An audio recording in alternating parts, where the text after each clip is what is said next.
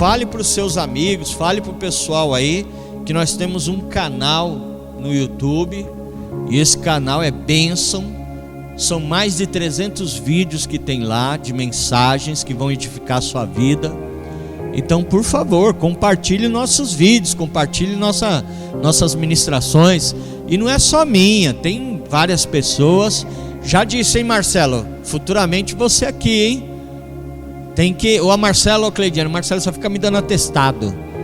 Eu chamo ele fica só... É um bagre saboado, só fica escorregando. Moço, Jesus está te chamando para a obra, meu filho. Vamos trabalhar para Jesus, né? Aleluia. Até o Jadson, ele vai vir aqui uma hora ministrar também. Você não vai? Oh, meu filho, aleluia. Glória a Deus. Abra sua Bíblia em Gênesis 19, versículo 15. Enquanto isso, o Nicolas vai projetar para nós no telão. Você que está sem a Bíblia, você vai acompanhar no telão. Gênesis 19, versículo 15. É aquele texto muito conhecido, o capítulo 19, onde Ló recebe a visita de 2 anjos.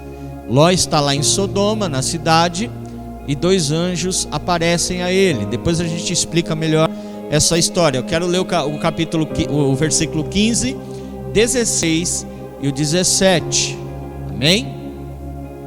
Diz a palavra do Senhor em Gênesis 19, a partir do versículo 15.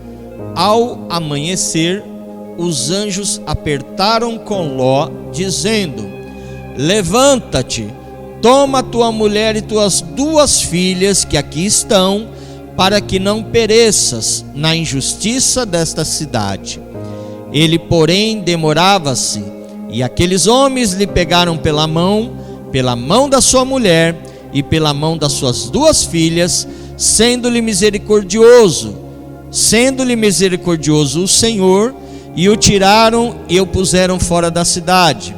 E o versículo 17 diz assim: havendo-os tirado fora, disse um deles: escapa-te, salva a tua vida, não olhes para trás, nem te detenhas em toda esta planície, escapa-te para os montes, para que não pereças. Você pode dizer amém?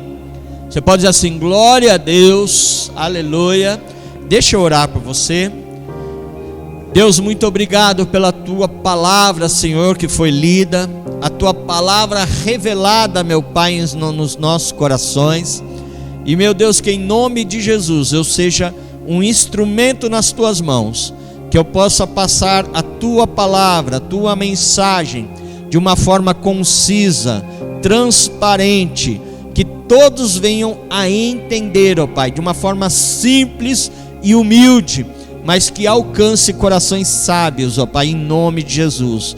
Prepara a boa terra do nosso coração, para neste momento receber a semente da tua palavra, em nome de Jesus, em nome de Jesus, amém, glória a Deus, aleluia. Bom, esta noite, se eu fosse dar um tema para esta ministração, e eu vou dar, eu diria que o nome seria concordância e conveniência. Esse seria o tema desta noite, concordância e conveniência. E aí eu pergunto, qual dos dois você tem andado? Em qual? Em concordância com a palavra ou em conveniência com a palavra e a vontade de Deus? Pastor, qual é a diferença de um e de outro? Concordância é quando eu ouço alguma coisa, quando eu leio alguma coisa e eu obedeço. Quando Deus fala comigo, quando o Espírito Santo de Deus fala comigo, e eu vou lá e acato a palavra, eu vou lá e faço, eu obedeço. E conveniência, eu faço quando atende a minha necessidade, as minhas expectativas, o meu gosto, aí eu atendo. Se não atende as minhas necessidades, eu não faço. E quando não atende as minhas necessidades, eu faço do meu jeito, não do jeito que me falaram. Esses dias eu estava ouvindo uma ministração de um pastor que não é um pastor muito conhecido, pelo menos eu não conheço, né? Estava colocando lá, vi o título, me chamou a atenção o título da ministração, comecei a assistir, e numa frasezinha ele fala assim, porque ele está falando sobre a igreja na pregação, e aí ele fala assim: imagina que você chama um pedreiro para construir uma casa e você dá para ele a planta da casa. O arquiteto projetou, você falou o que você queria, o arquiteto foi lá, e o pedreiro só tem que montar a casa do jeito que você quer. Só que aí o pedreiro vai lá e fala assim: não, essa janela não vai ficar boa aqui não, ela vai ficar boa aqui. Ele está errado. Aí ele começa a mudar aquilo que você pediu. Isso daí é conveniência. Ele não fez o que você pediu porque ele quis fazer do jeito dele, porque ele acha que o jeito dele é melhor, é mais fácil. E quando a gente transporta isso para a nossa intimidade, a nossa comunhão com Deus, se aplica da mesma forma. Nós temos que andar, igreja, em concordância com Deus e com a palavra, amém? Nós temos que andar em concordância e não por conveniência. Pastor, o senhor leu sobre Ló aqui em Gênesis 19. Sim, quem foi Ló? Ló era neto de Terá. Pastor, aí o senhor complicou mais ainda. Quem é Terá? Terá era o pai de Abraão. Então Ló, ele era neto de Terá, ele era filho do irmão de Abraão, que se chamava Arã, e ele era sobrinho de Abraão, do profeta Abraão, pai da fé. Abraão, ele assumiu Ló depois que o seu irmão Arã morreu. O pai de Ló foi assassinado brutalmente, mas aí a gente não vai entrar nessa questão, porque senão eu vou pregar meia hora, 40 minutos só sobre esse assunto, né? O porquê, quando e como aconteceu essa tragédia na família de Abraão.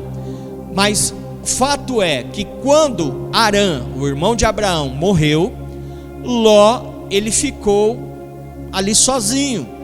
E Abraão, como não tinha filho, nessa época ele já estava com Sara, ele se chamava Abrão, ele não tinha ainda sido transformado o nome, mudado o nome, se chamava e atendia pelo nome de Abrão, e Sara ainda era Sarai. Então eles não tinham um filho, e uma descompensação da alma de Abraão, ele pegou Ló e falou: não, eu vou assumir a responsabilidade e vou criar você como filho. Por isso que Abraão, quando você lê as escrituras, você vai ver que ele tem tanto carinho, tanto apego por Ló. Ele tratava Ló realmente como se fosse um filho. Abraão, ele era um homem de Deus. Abraão, ele andava em concordância com Deus. Não é por um acaso que ele foi chamado de pai da fé. Não é por um acaso que ele tem muitos exemplos positivos para nós. Ele errou? Sim, ele era homem como eu e você, um ser humano passivo a erro. Mas, na maioria das vezes, ele tinha razão, ele acertava, porque ele era temente a Deus, ele andava em concordância com Deus. Ele não adorava a Deus por conveniência. Essa é a diferença de Abraão. E ele e sua família, Abraão e sua família, a Bíblia fala que eles viviam numa cidade chamada Ur dos Caldeus, uma cidade idólatra. E o pai de Abraão, Terá, ele tinha uma fábrica de ídolos, para ainda complicar mais a situação. A cidade não ajudava, era uma cidade idólatra. E aí o pai de Abraão ainda montou uma fábrica de ídolos. E por isso que quando você lê no Gênesis capítulo 12, o chamado de Abraão, a primeira coisa que Deus fala para ele, diz assim: sai da tua terra, do meio da tua parentela. Porque Deus quer tratar com Abraão, Deus quer usar a vida de Abraão. Só que naquela geografia onde ele estava, na situação, no local onde ele se encontrava, era impossível. Era um local que não dava para Deus trabalhar. Então Deus precisou tirar. Aí você entende que muitas vezes você projeta alguma coisa na tua vida, você quer ir para algum lugar e Deus te traz para outro. Aleluia. Porque a vontade de Deus, nós vamos falar já isso, nós vamos mais para frente, eu vou falar sobre a vontade de Deus. Ela é boa, perfeita e agradável. Aleluia. E Deus sabe o que é melhor para nós. Eu me lembro quando a gente voltou de Itapetinga, Marcelo e Cleidiane, nós tínhamos 2 lugares para ir. A gente estava orando. Ou a gente ia para o interior, lá em Ibirá, onde meu pai e minha mãe morava. Meu pai ainda era vivo na época. Falei, ou a gente vai para lá, ou a gente volta para São Paulo. Então nós temos 2 opções. Só que nós buscamos a Deus, oramos e vimos qual era a vontade de Deus. Sem entender muito, viemos para São Paulo. Porque se você fosse olhar nossa situação, Ibirá era mais cômodo, já tinha casa própria, não precisava pagar aluguel, né? Tinha ali o conforto da casa do pai e da mãe, tudo assim, estava mais propício. E aqui em São Paulo, a gente ia ter que começar do zero. Mas aí Deus falou, não, mas eu quero que vocês vão para lá. E agora hoje eu entendo. Depois que eu olho toda a minha vida, toda a minha situação, eu entendo por que Deus me trouxe aqui. Aleluia, nos trouxe aqui. Porque quando você anda em concordância com Deus e deixa a vontade dele prevalecer na tua vida, as coisas dão certo. Aleluia, glória a Deus. Hoje eu vejo que a nossa escolha foi a melhor escolha. E Abraão, ele era assim. Abraão, também uma qualidade que ele tinha. Nós estamos falando esse mês sobre família no altar. E Abraão, todo lugar que ele passava, Abraão levantava altar de adoração ao Senhor. Toda cidade, toda aldeia, todo território que ele ia, Abraão adorava a Deus. Ele levantava um altar de adoração e adorava a Deus. O único lugar que Abraão não levantou um altar de adoração ao Senhor, a história diz que foi no Egito. E aonde é que a descendência de Abraão foi escrava? No Egito. Aleluia. Aí você entende agora que a área da sua vida em que Deus não é adorado, em que você não levanta altar de adoração, é aonde você é escravizado pelo inimigo. Se você não adora a Deus na tua família, no teu casamento, nas tuas finanças, no teu trabalho, é aí que você vai ser escravizado. Pegou? Aleluia, pegou? Então adore, levante altar de adoração ao Senhor em todas as áreas da sua vida. Aleluia, glória a Deus. Quando falo de altar, também me lembro da história do profeta Elias. 1 Reis, capítulo 18, que ele desafia os 450 profetas de Baal lá no Monte Carmelo. Vocês lembram disso? E ainda desafia outros profetas do poste ídolos de Azera. Fala, não, vamos lá, põe todo mundo no balaio aí. Vamos lá, vamos para o monte. Vamos buscar Deus. Eu busco Deus e vocês buscam Baal. E aquele que responder com fogo, esse é Deus. Você lembra dessa história? E olha que interessante. Quando dá errado para os balaitas, para os balaíns, quando eles não conseguem atrair a atenção do Deus deles, aí Elias, ele fala, não, agora é minha vez. Vocês foram o primeiro, tiveram a primazia, a prioridade, agora é comigo. No versículo 30 do capítulo 18, diz a palavra do Senhor. Ó, eu estou falando aqui, se você for ligeiro, você já joga aqui, tá? Para o pessoal ler e ver que 1 Reis 18:30. A primeira coisa que Elias fez antes de adorar ao Senhor, a Bíblia diz que Elias restaurou o altar que estava em ruína, que estava quebrado. Isso daí é uma chave para a tua vida. Aí eu quero dizer o que é com isso? Como que está o altar da adoração na tua vida? Está em ruína? Está destruído? Então restaure na tua vida. Como é que está o altar da oração, do jejum, dos propósitos em Deus, da leitura da palavra. Como que está esse altar na tua vida? Hoje é noite de você restaurar esse altar em nome de Jesus. No final, quando a gente orar, você ore dizendo: Senhor, restaura isso na minha vida, em nome de Jesus. Ele vai restaurar. Você crê assim? Diz amém. Amém, glória a Deus. E aí, nós estamos falando sobre família. Quantos altares você tem levantado a favor da tua família? Você tem pedido: Senhor, traz cura? Porque eu sei que tem pessoas que têm parentes doentes, sempre tem alguém, você ouve, né? Tio, vô, primo, está doente. Você tem levantado o altar de cura, de libertação, de vício, libertação, né? Quantas pessoas, todo mundo no meio da família tem alguém que está preso no vício das drogas, da bebida, do cigarro, da prostituição. Você tem levantado altares de adoração a isso? Ou é mais fácil reclamar, né? Porque as pessoas é mais fácil, é mais cômodo, né? Pastor, não está dando certo não. Pastor, não dá certo não. Aí eu me lembro aquela irmãzinha lá, quando eu morava lá na Macaranê, e nós estávamos caminhando lá na igreja quadrangular, viu, Marcelo? Lá você conhece o pastor lá. Eu me lembro da irmã que quando ela reclamava do marido, o marido só bebe, pastor, ele anda na rua assim, ele parece que está cercando frango assim, Aí ela só reclamava, e a gente falou assim: minha irmã, começa a adorar, levanta um altar de adoração. Quando você vê seu marido vindo cambaleando, você fala: o abençoado está vindo, aleluia, está até bêbado do Espírito Santo de Deus. Começa a profetizar, irmã. Você sabe que não está, mas profetiza. Ela entendeu, ela pegou e ela começou a profetizar. Sabe o que aconteceu? O marido se converteu, aleluia. E sabe o que aconteceu? Ele se converteu, e quando eu fui embora de lá, ele era diácono da igreja, aleluia.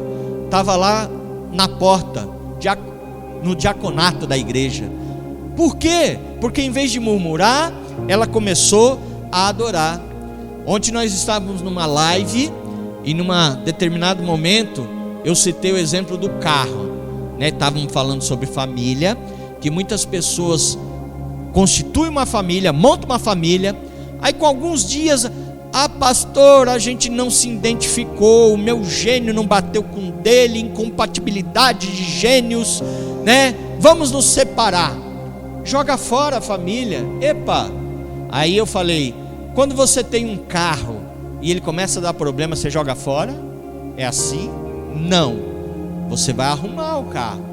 E por que a família começa a dar algum problema, você quer pular fora, quer jogar? Não. Arrume.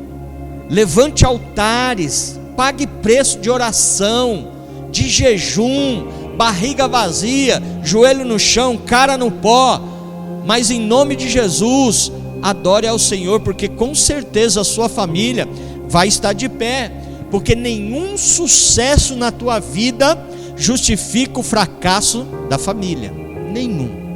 Você pode ser a pessoa mais bem sucedida na face da terra, financeiramente falando, mas se a sua família acabou, você, infelizmente, eu vou dizer para você que você é um miserável, pobre, cego e nu. A família é nosso bem maior, aleluia, glória a Deus.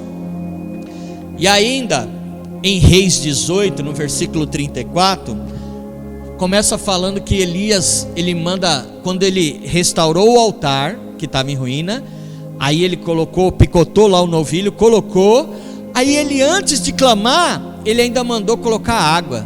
Você sabe disso. Joga 4 cântaros aí. O pessoal: você é doido? E como é que vai pegar fogo se está molhado? Mas ele mandou fazer isso. E não foi só uma vez, ele mandou várias vezes jogar água e molhou o sacrifício. Aí eu quero dizer para você: sabe quando é que você joga água no sacrifício? É aquele momento, aquele dia, aquela hora que você não quer vir para a igreja, viu, Jades? Aquele momento que você está desanimado, que você fala: eu não quero, tá tão frio, deixa eu ficar debaixo da coberta. Essa série, esse filme tá tão convidativo, acho que eu vou ficar aqui, não vou para a igreja hoje não.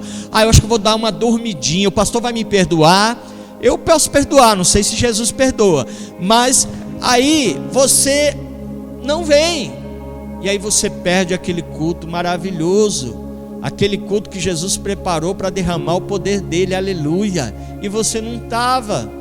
Mas quando você vem, né, em contrapartida, quando você vem, você não queria vir, porque você jogou água, tá, né, no altar, mas aí você veio, você rompeu em fé, veio, e aí você vem e fala assim: Jesus, obrigado Deus, obrigado por estar aqui Senhor, era para mim, tudo que o pastor está falando, tudo que a pessoa está ministrando, é para mim Deus, eu recebo, aleluia. Jogar água no altar é aquele dia que você não queria orar, mas você foi lá e orou. É aquele dia que você não queria ler a palavra, jejuar, adorar, mas você veio e rompeu seus limites e foi lá e adorou, buscou a Deus.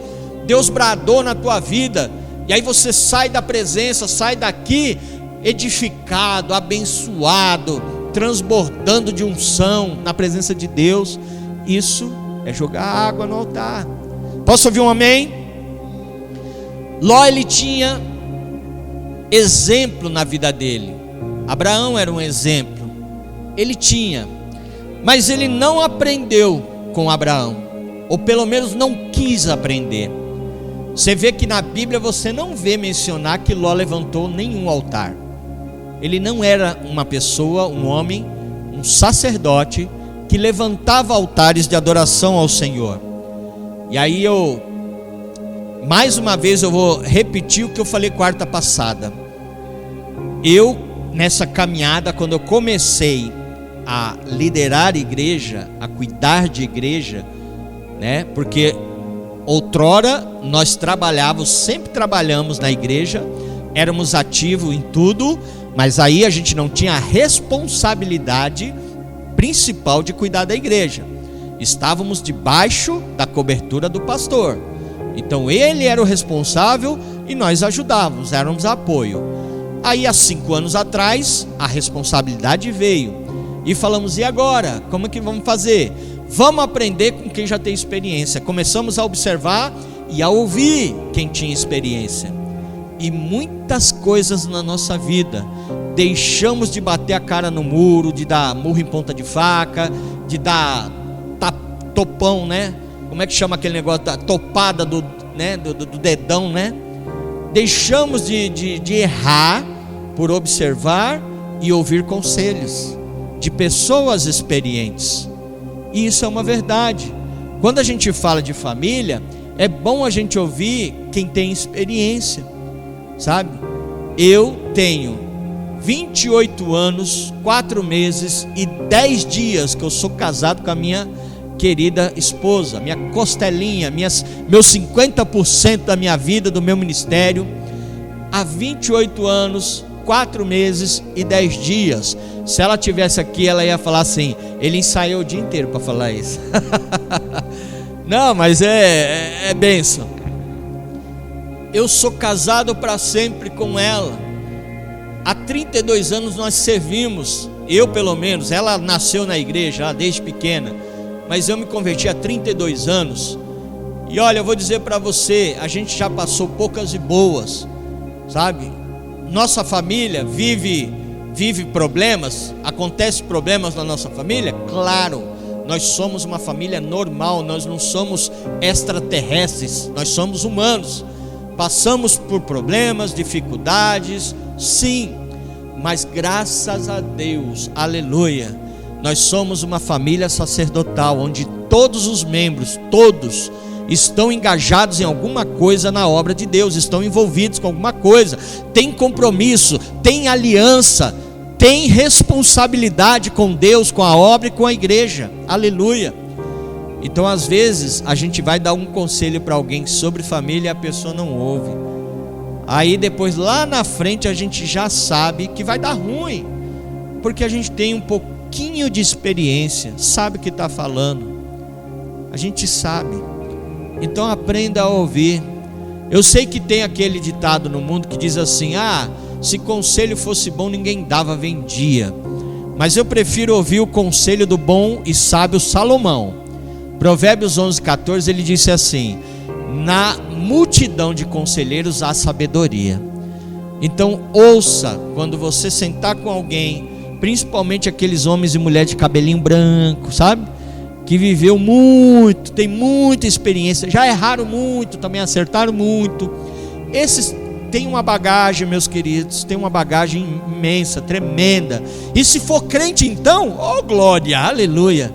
Se for crente, ele vai falar à luz da Bíblia, aleluia. Aí ouça e aprenda em nome de Jesus. Porque se você pôr em prática tudo que você aprende, isso se torna um estilo de vida para você. Amém?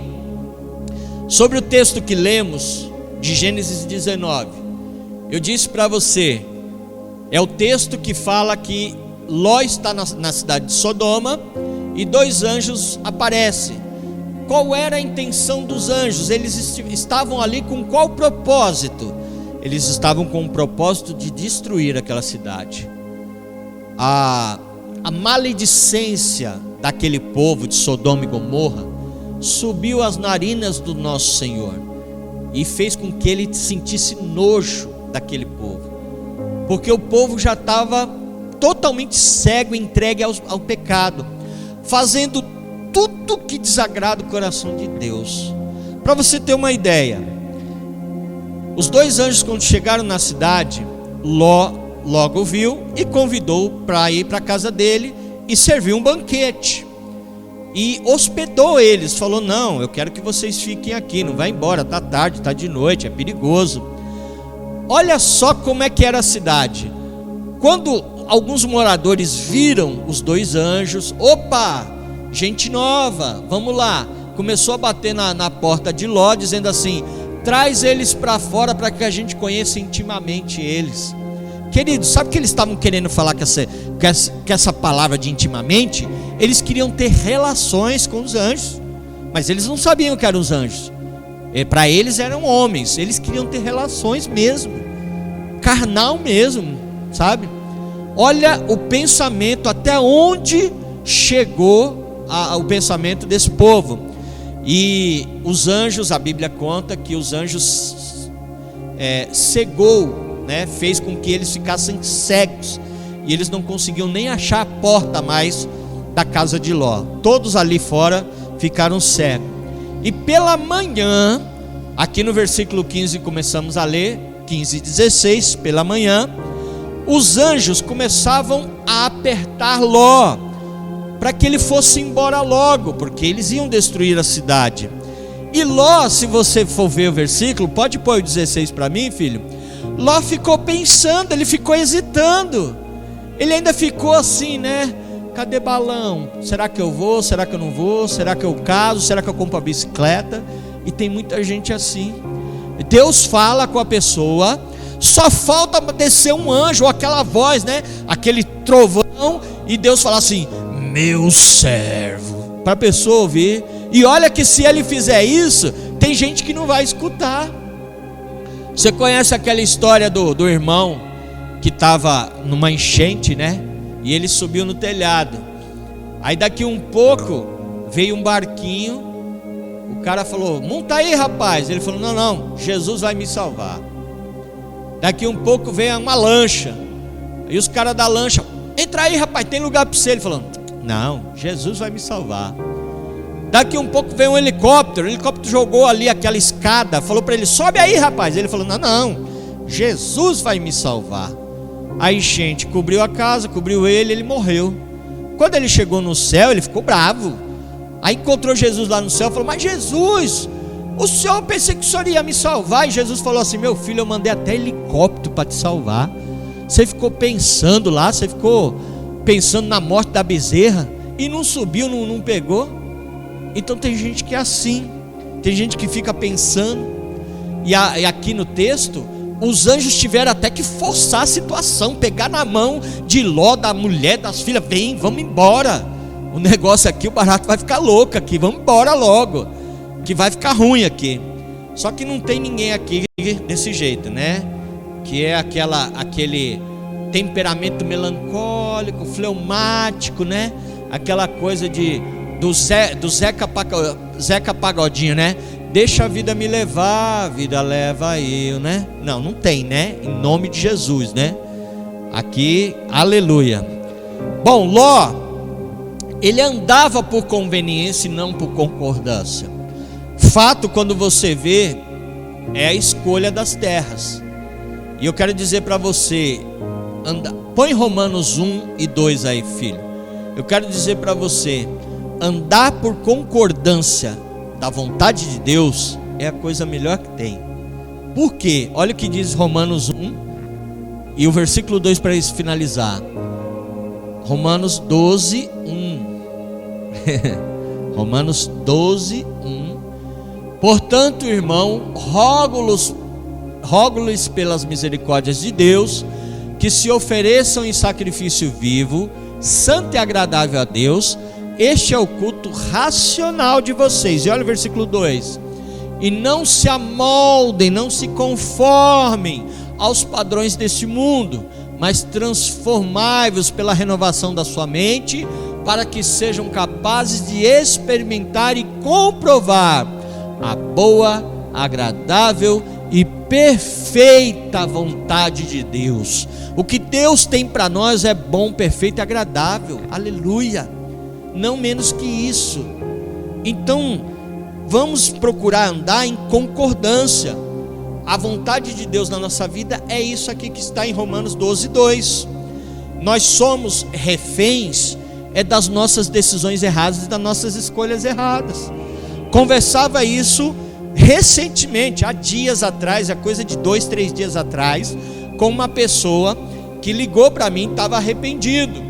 Pastor, eu quebrei a cara, não sei o que, o senhor me recebe aí se eu for domingo? Eu falei, lógico, filho, lá é a tua casa, você nunca devia ter saído. Domingo ele falou que vai vir aqui porque ele está arrependido. Por quê? Por causa da decisão errada, por causa das escolhas erradas que ele fez na vida. Porque você com Deus, não é fácil sobreviver nesse mundo tenebroso, é uma luta. Imagina sem Deus, aí você é presa fácil. Aleluia. Você é presa fácil para o inimigo. Amém? E porque Ló era bem sucedido, quando você vê a história de Ló, você sabe que ele era um empresário onde ele morava em Sodoma. Por que ele era bem sucedido? Por causa da conexão que ele tinha com Abraão. Uma boa conexão faz toda a diferença na tua vida. Eu me lembro que há 10 anos atrás, se eu não me engano faz isso, a Manancial de Vida se conectou com a igreja de Campo Grande, do apóstolo Edmilson. Irmãos, vocês ainda não conhecem muito bem essa igreja de Campo Grande. Mal assim, malemar, vocês conhecem a sede.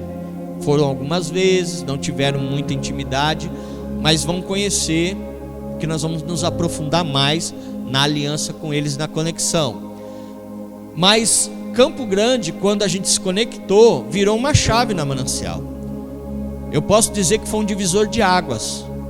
Se conectar ao ministério em Campo Grande trouxe muita coisa positiva, muita coisa, e traz até hoje.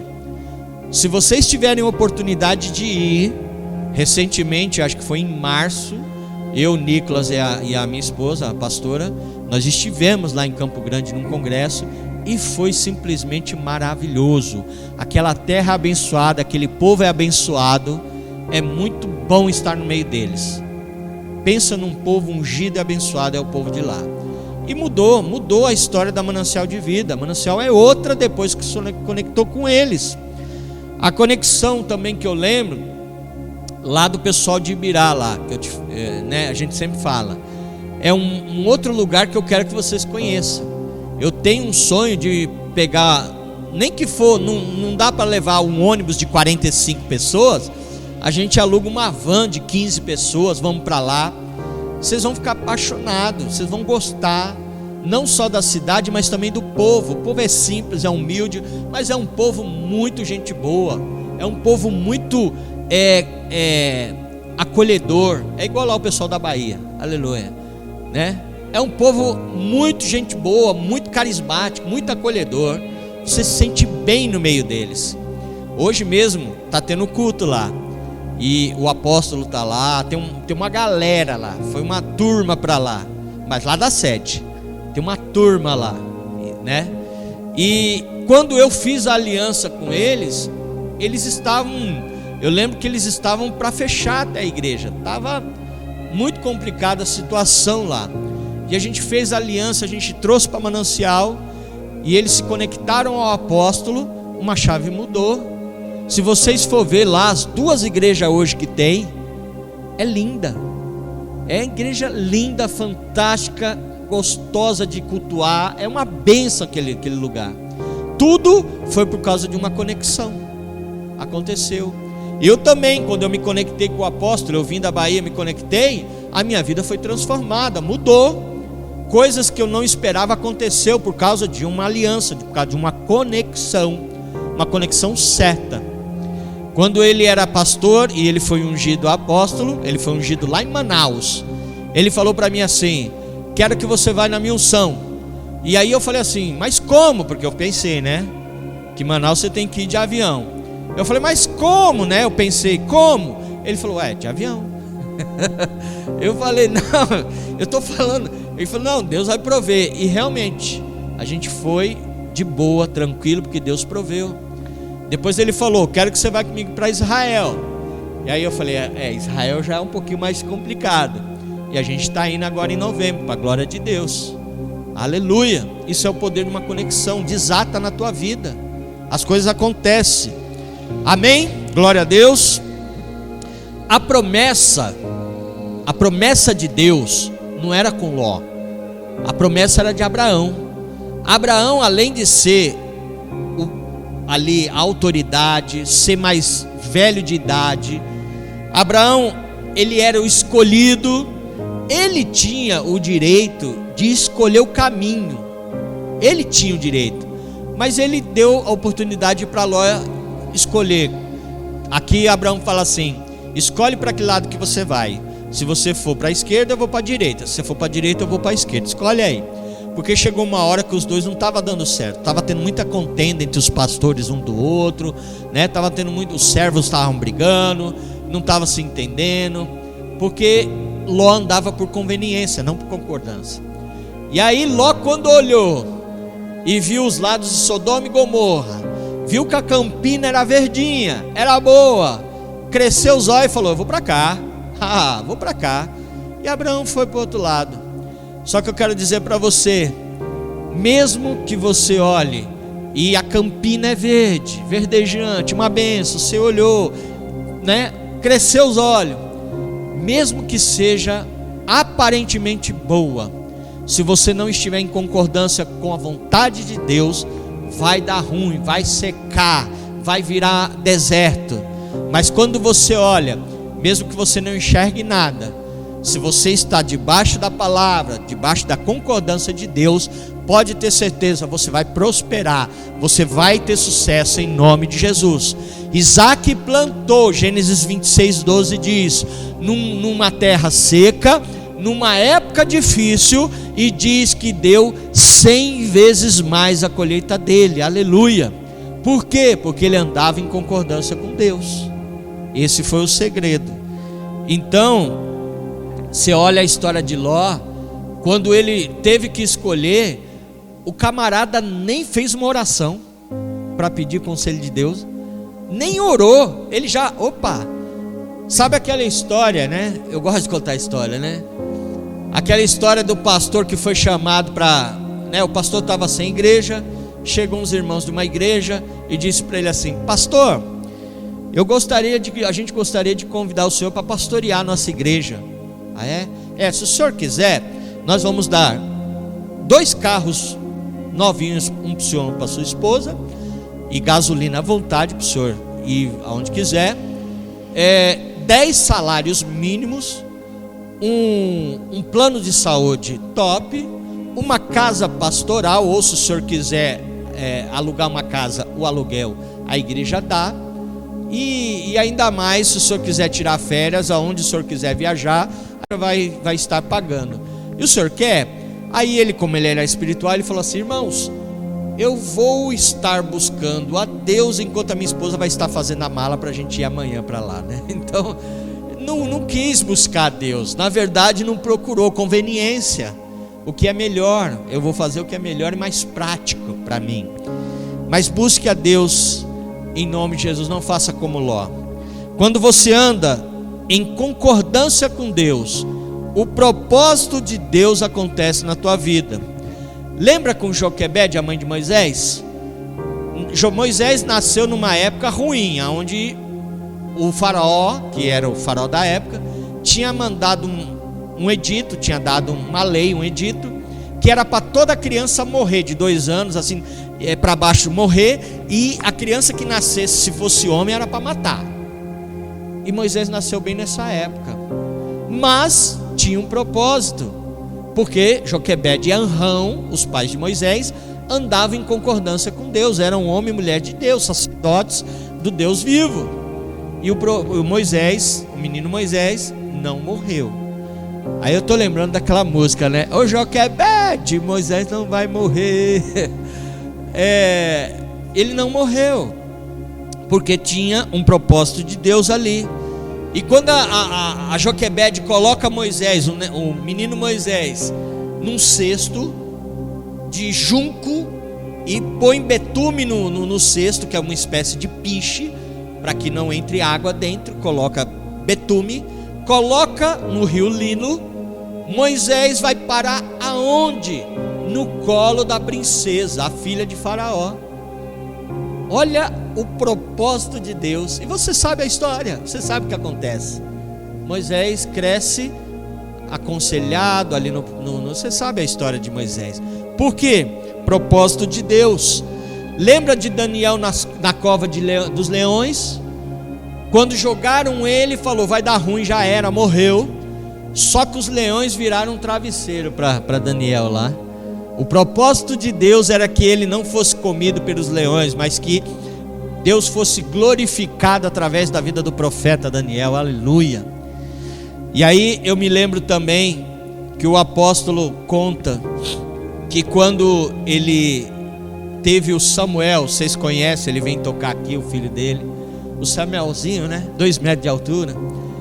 O Samuel, quando ele ia nascer, o apóstolo e a apóstola estavam num propósito, porque a apóstola, ela já tinha perdido 2 filhos, né? Não tinha conseguido fazer a gestação, os 9 meses, tinha abortado, perdido, e eles ficaram preocupados, e eles fizeram um propósito, e eles estavam na dúvida: que nome vamos colocar nesse menino, que nome ele vai ter? E pensaram em nomes bíblicos, né? Nomes para colocar. E o apóstolo conta que um dia, nesse propósito mesmo, subindo ao monte, ele foi ao monte e falou: Senhor, fala comigo, me mostra qual é o seu propósito, qual o nome eu devo colocar. E aí ele disse que no caminho ele cruzou com uma irmã, cumprimentou a irmã, e a irmã, quando desceu, não conhecia, ele cumprimentou porque o apóstolo anda, ele né, Pai Senhor, né? Ainda mais se ele sabe que é crente. Então lá no monte a irmãzinha estava descendo, ele: Pai Senhor, irmã, Pai Senhor. Aí lá embaixo a irmã vira e fala: Ei, jovem. Aí ele falou: Jovem sou eu, né? Ele virou e falou: Olha, Deus confirma Samuel, amém? Aí ele: Amém, glória a Deus. Propósito de Deus. Andar em concordância, Deus fala com você. Aquilo que deseja o teu coração, Deus mostra. Por isso, ande em concordância e não em conveniência. Andar em concordância é falar de Jesus, é testemunhar de Jesus. E aí eu pergunto para você: você tem falado de Jesus para sua família principalmente? Ou a conveniência tem impedido você de falar de Jesus? Não perca tempo. Você sabe que se a sua família, aqueles que você ama, morrer hoje sem Cristo na vida deles, você sabe qual é o destino. Mas você tem a chave, né? Você tem a chave que pode mudar a situação e a história deles. Então, em nome de Jesus, ande em concordância. E não deixe o inimigo lançar dúvida na tua mente nem no teu coração. Você é aquilo que a Bíblia diz que você é. Você tem aquilo que a Bíblia diz que você tem. E você pode aquilo que a Bíblia diz que você pode. Você pode dizer amém? Fica de pé em nome de Jesus. Aleluia. O Salmo 125, ele diz assim: os que confiam no Senhor são como os montes de Sião que não se abalam, mas permanecem para sempre. Aleluia. Assim é você. Aleluia, na presença de Deus. Vamos orar? Depois que nós orar, eu quero, por favor, meu filho, um louvor para a gente adorar o Senhor, terminar adorando ao Senhor. Prepara aí, deixa Deus te usar. Mas vamos orar agora nesse momento. Fecha os teus olhos.